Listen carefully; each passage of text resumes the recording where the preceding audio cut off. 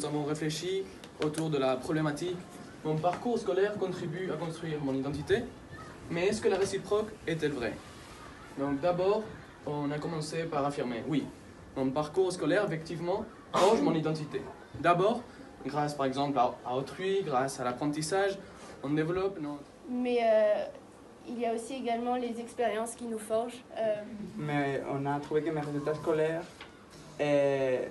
peuvent effectivement refléter mon identité.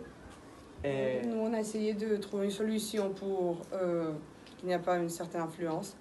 Et donc, il y a comme influence, on a la sociabilité, le partage des idées, l'échange, mais aussi il peut avoir des influences négatives comme la discrimination et l'isolement.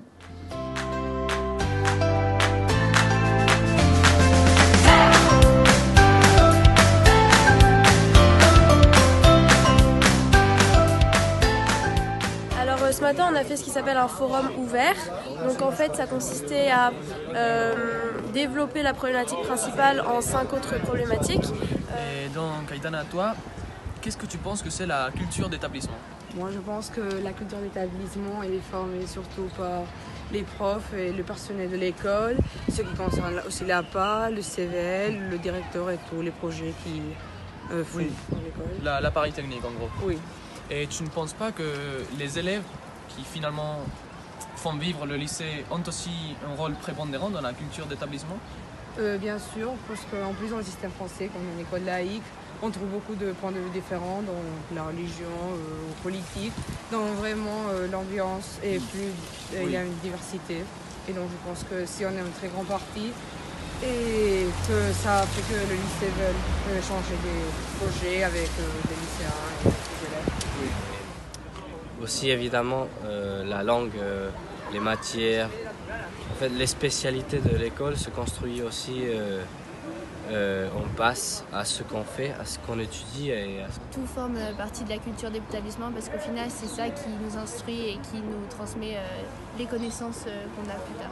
L'établissement il doit quand même faire sentir l'élève bien pendant l'école. Donc si tous les élèves se sentent mal, il y a quelque chose qui ne va pas dans l'établissement et donc il doit forcément changer vu que pas tous les élèves sont les mêmes, ils rapportent tous quelque chose de différent à l'établissement et comme ça l'établissement grâce à eux il peut s'évoluer. C'est une très bonne idée que le CVL aille dans les classes dès la seconde pour illustrer les élèves et pour leur faire comprendre que leur identité et leur parcours scolaire ils vont ensemble, c'est quelque chose d'indissociable et qu'ils doivent vraiment réfléchir à leur parcours, au parcours qu'ils veulent suivre pour après.